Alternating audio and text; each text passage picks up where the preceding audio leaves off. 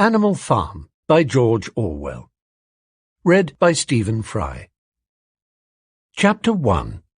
Mr. Jones of the Manor Farm had locked the hen-houses for the night, but was too drunk to remember to shut the pop-holes. With the ring of light from his lantern dancing from side to side, he lurched across the yard, kicked off his boots at the back door, drew himself a last glass of beer from the barrel in the scullery, and made his way up to bed, where Mrs. Jones was already snoring. As soon as the light in the bedroom went out, there was a stirring and a fluttering all through the farm buildings. Word had gone round during the day that old Major, the prize middle white boar, had had a strange dream on the previous night and wished to communicate it to the other animals.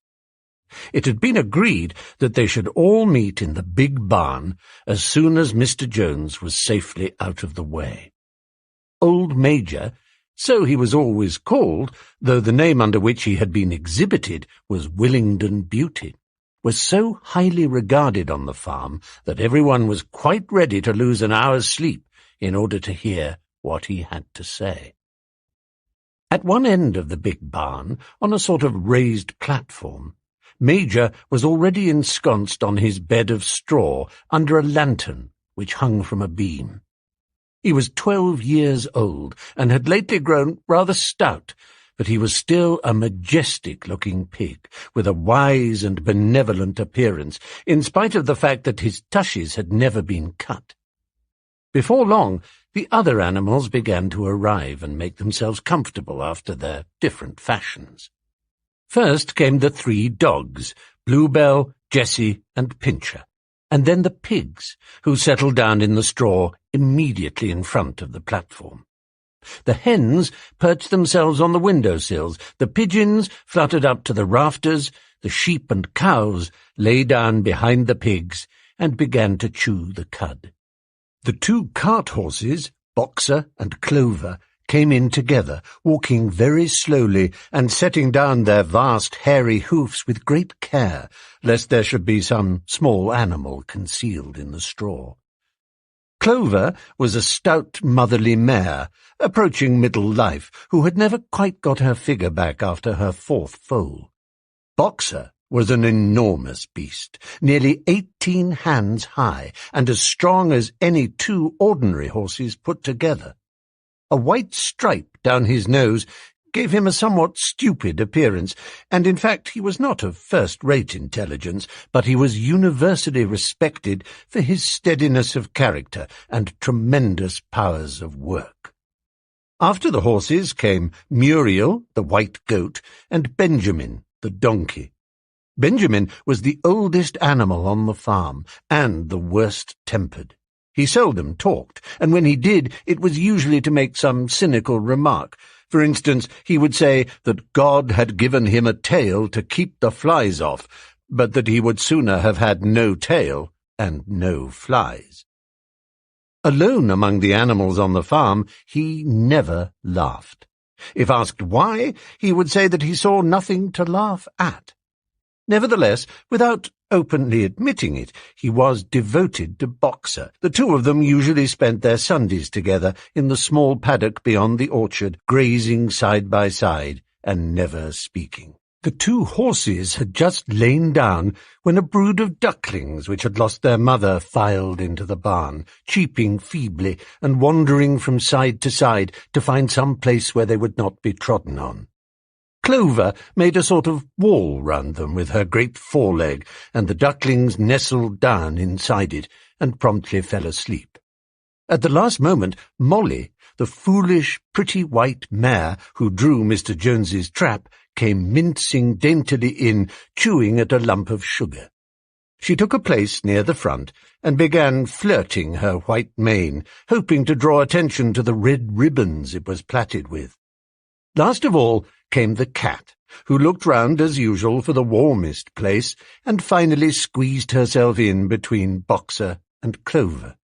There she purred contentedly throughout Major's speech without listening to a word of what he was saying. All the animals were now present except Moses, the tame raven, who slept on a perch behind the back door. When Major saw that they had all made themselves comfortable and were waiting attentively, he cleared his throat and began. Comrades, you have heard already about the strange dream that I had last night, but I will come to the dream later. I have something else to say first. I do not think, comrades, that I shall be with you for many months longer, and before I die, I feel it my duty to pass on to you such wisdom as I have acquired. I have had a long life. I have had much time for thought as I lay alone in my stall, and I think I may say that I understand the nature of life on this earth as well as any animal now living. It is about this that I wish to speak to you.